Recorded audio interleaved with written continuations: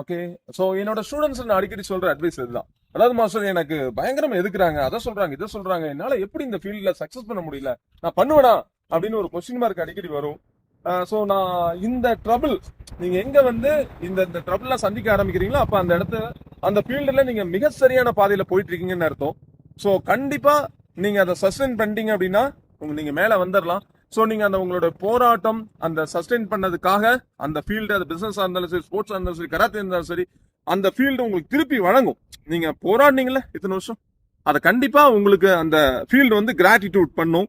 So அதுக்கப்புறம் உங்களுக்கு ஃபினான்ஷியலாகவும் சரி, ஹெல்த் வைஸாகவும் சரி, நல்ல ஒரு சொசைட்டில ஒரு பொசிஷனை கொண்டு போய் உங்க ஃபீல்டு உங்களை நிப்பாட்டும்.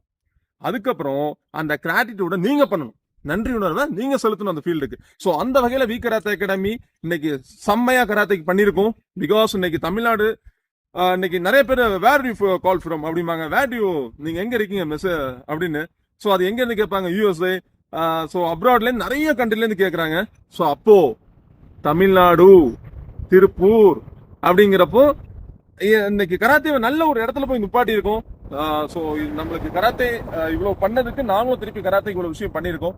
இன்னைக்கு திருப்பூர்ல அசைக்க முடியாத ஒரு கராத்தே அப்படிங்கிற ஒரு புகழ கராத்தைக்கு நான் கொண்டு போய் சேர்த்திருக்கோம் அப்படிங்கிறது மறுக்க முடியாத உண்மை. ஸோ தமிழ்நாட்டுல நிறைய பேர் இருந்தாலும் திருப்பூர்ல இந்த விஷயத்த பண்ணது I am proud to say this.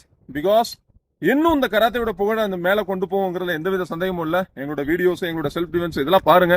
இன்னைக்கு எவ்வளவு பேர் இங்க வந்து கத்துக்கிறதுக்கு ஆர்வமா இருக்காங்க அப்படின்னு. ஸோ இன்னைக்கு வேர்ல்டு வைடா ஆன்லைன் கிளாஸஸும் பண்ணிட்டு இருக்கோம். அதுல நிறைய கண்ட்ரில சேர்ந்த ஸ்டூடெண்ட்ஸும் பார்ட்டிசிபேட் பண்ணிட்டு இருக்காங்க. ஸோ எப்பவுமே ஒரு விஷயத்துல சஸ்டெயின் பண்ண முடியல அப்படின்னு நினைக்காதங்க. எங்க சஸ்டெயின் பண்ண முடியலையோ அங்கதான் உங்களுடைய வெற்றியின் சீக்கிரட் ஒளிஞ்சிருக்கு.